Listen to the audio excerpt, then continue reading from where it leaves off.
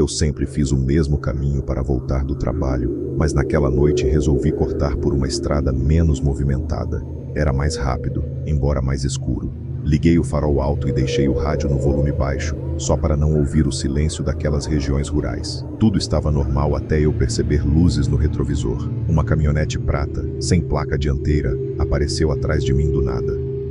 No começo, achei que fosse coincidência, mas o motorista grudava demais. Cada vez que eu diminuía a velocidade, ele diminuía também. Quando eu acelerava, ele acelerava. Não desviava nem um centímetro. Dirigir com alguém assim na sua traseira é sufocante. Senti minhas mãos suarem no volante. Talvez fosse só um cara com pressa, mas por que ele não ultrapassava? A estrada estava completamente vazia. Decidi testar. Fiz uma curva à esquerda que não levava ao meu bairro.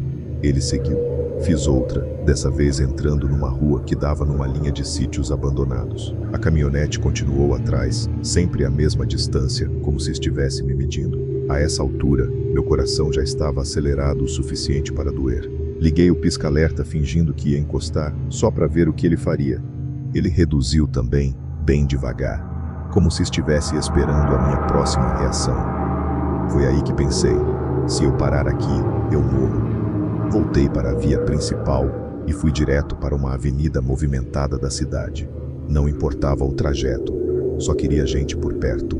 Quando finalmente alcancei uma região iluminada, parei em frente a uma farmácia que tinha um segurança do lado de fora.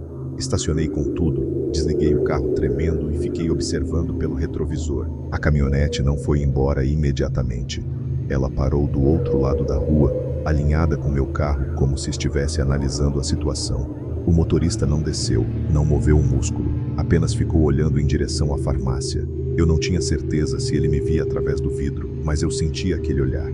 A sensação era de ter um animal me observando, esperando o momento certo para avançar. O segurança saiu para fumar. Assim que ele deu 3 passos para fora, a caminhonete arrancou com violência, cantando pneu, e desapareceu na esquina. Achei que tudo tinha acabado ali. 2 dias depois, às 7 da manhã, eu estava tomando café quando percebi um movimento lento do lado de fora. Olhei pela cortina. Uma caminhonete prata, a mesma, passava devagar em frente à minha casa.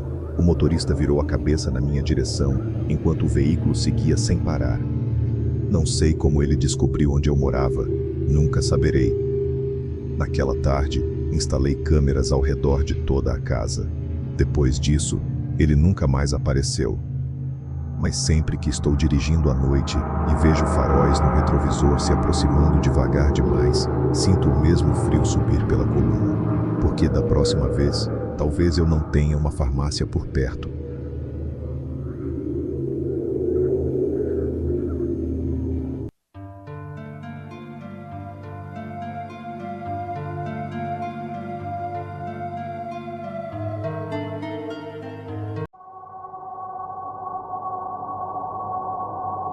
Tudo começou de um jeito tão sutil que, no início, eu realmente achei que estava imaginando coisas. Eu caminhava todos os dias do metrô até minha casa, cerca de 6 quarteirões, sempre no mesmo horário, por volta das 19 horas. A rua era relativamente movimentada, com padarias, salões de beleza, pequenos comércios, nada que desse medo. Até que notei um homem parado na esquina da minha rua. Ele sempre segurava um guarda-chuva preto, mesmo em dias de céu completamente limpo. Roupa social, sapatos engraxados e um rosto impossível de ler. Ele nunca fazia nada, só ficava ali, sempre do mesmo lado da calçada, como se esperasse alguém. Como eu passava todos os dias, pensei que fosse coincidência. Até que deixou de ser. Na terceira semana, percebi que ele mudava a posição de acordo com o meu caminho. Se eu atravessava a rua antes, ele também. Se eu acelerava os passos, ele demorava alguns segundos e depois retomava a mesma distância. Nunca perto o suficiente para parecer uma ameaça. Nunca longe o bastante para ser acidental. Um dia, resolvi testar. Fiz uma volta enorme pela avenida principal, desviando completamente do meu trajeto. Ele apareceu 3 quadras depois, parado em frente a uma loja fechada, com o guarda-chuva apoiado no ombro, como se estivesse exatamente me esperando terminar o desvio. Foi aí que entendi, ele não estava me seguindo, ele estava me monitorando. A partir desse momento, Meu dia inteiro passou a girar em torno da ideia de evitar aquele homem.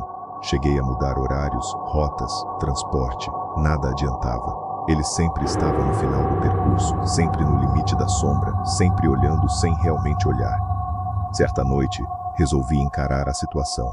Caminhei direto até ele, meu coração batendo tão rápido que eu quase perdi o fôlego. Quando cheguei a poucos metros, perguntei: "Você quer alguma coisa comigo?" Ele levantou o guarda-chuva, abriu-o lentamente e virou-se de costas, começando a andar na direção oposta. Não respondeu, não hesitou, só entrou em uma viela e desapareceu. Pensei que aquilo tivesse encerrado o ciclo. 2 semanas depois, comecei a ouvir batidas na porta do meu apartamento às 3h da manhã, sempre 3 toques lentos. Quando eu olhava pelo olho mágico, o corredor estava vazio. No terceiro dia, resolvi encostar o celular no chão, apontado para a porta, e deixei gravando durante a madrugada. Quando revisei o vídeo no dia seguinte, meu corpo inteiro gelou. Às 3h30, a câmera captou apenas a sombra de um homem segurando um guarda-chuva enorme, ocupando quase toda a porta. Ele não batia com a mão, ele batia com o cabo do guarda-chuva. O pior foi o final da gravação. Antes de ir embora, ele se abaixou lentamente e colocou algo no chão. Quando a sombra desapareceu, voltei correndo até a porta. Ali, no carpete do corredor, havia uma fotografia minha caminhando pela rua, exatamente na rota que eu havia parado de fazer há quase um mês. Na foto, ao fundo, a uns 20 metros atrás de mim, estava ele. O guarda-chuva preto, o rosto que nunca mostrava expressão, e a certeza de que, se ele conseguiu tirar aquela foto, também poderia ter chegado muito mais perto sem que eu percebesse. Depois disso, nunca mais ouvi as batidas. Mas sempre que chove, ou mesmo antes de chover, eu juro que vejo, refletido nas vitrines, um homem parado na esquina, segurando um guarda-chuva preto.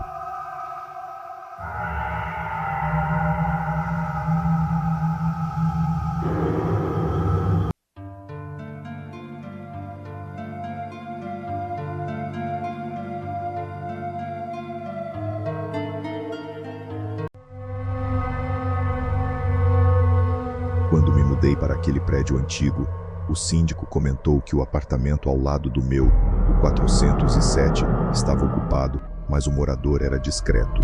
Na época não dei importância. Eu também não era muito sociável, então tudo bem. A primeira vez que percebi algo estranho foi no terceiro dia. Voltei do trabalho perto das 23h e, quando passei pelo corredor, senti um cheiro forte de terra molhada vindo da porta do 407. Não era sujeira. Era cheiro de terra revolvida, como quando alguém cava o chão. Achei esquisito, mas segui para o meu apartamento. Com o tempo, notei outro detalhe. Eu nunca via o vizinho. Nunca ouvi passos, conversa, TV, nada. Só via a porta com 3 trancas e uma pequena marca de arranhão perto da maçaneta, como se alguém tivesse batido coisas ali, repetidamente.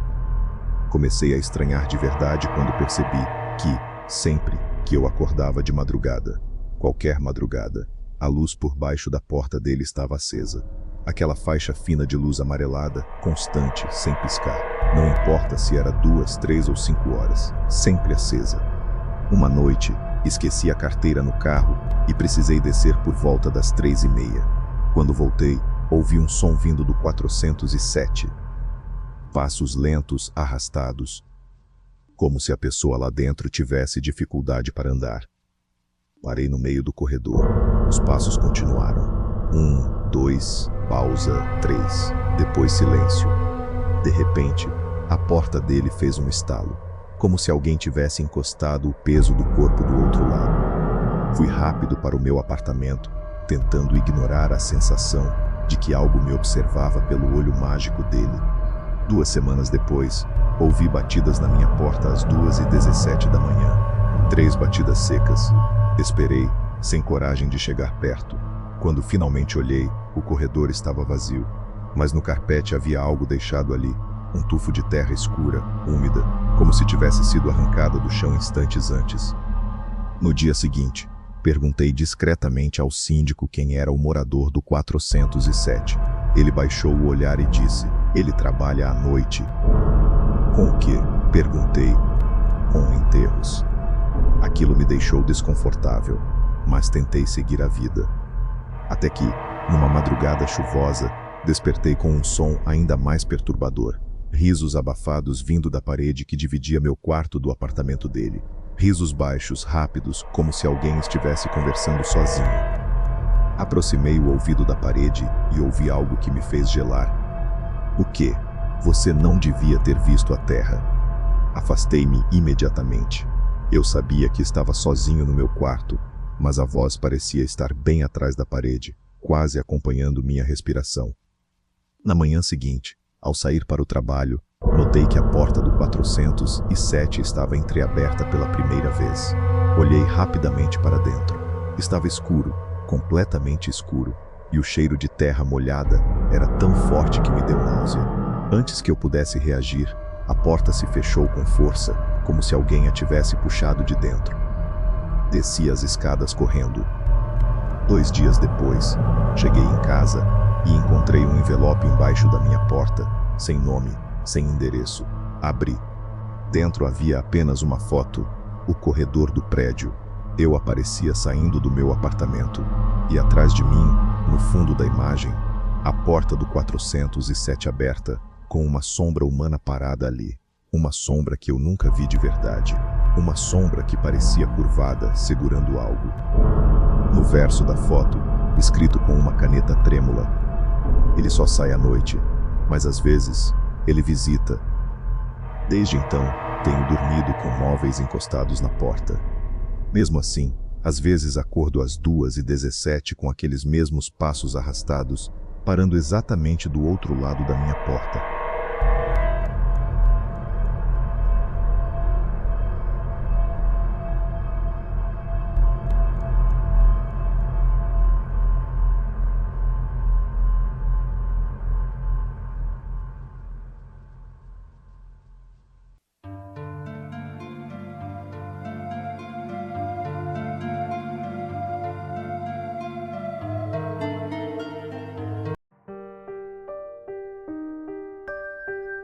Eu nunca fui muito fã de encontros por aplicativo, mas estava me sentindo sozinho e resolvi tentar.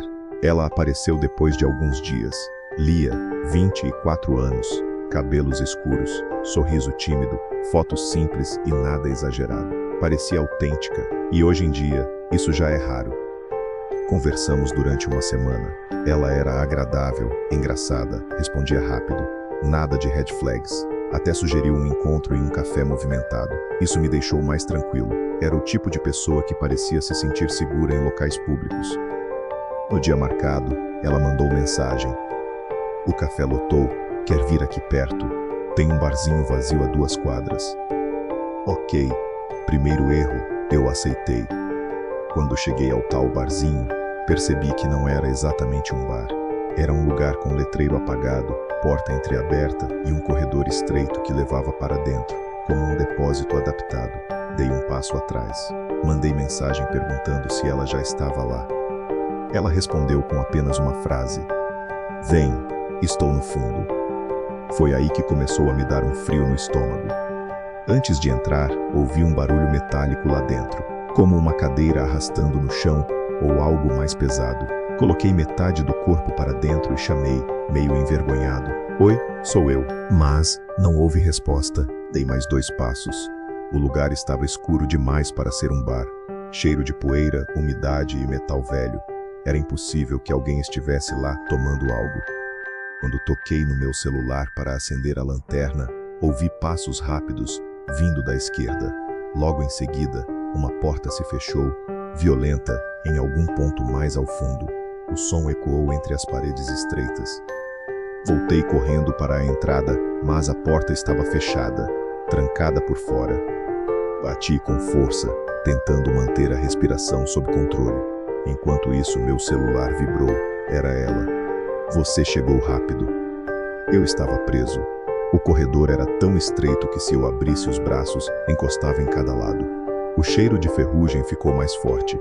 Tentei ligar para alguém, mas não havia sinal. Mais 2 passos. Outro barulho, agora atrás de mim. Quando virei a lanterna, vi uma silhueta parada no final do corredor. Não dava para ver o rosto, mas era uma pessoa larga, alta, imóvel, como se estivesse me medindo. De repente, meu celular vibrou mais uma vez. Outra mensagem de Lia. Não é por aí que você sai. O pânico me consumiu. Eu sabia que precisava agir rápido. Olhei para a porta, chutei, empurrei, até que lembrei. Havia uma pequena janela quebrada na entrada, algo que eu havia notado quando cheguei. Com toda a força, corri e me joguei contra ela. O vidro restante estourou, cortando meu braço, mas consegui me espremer para fora. Caí no chão, sangrando, mas vivo.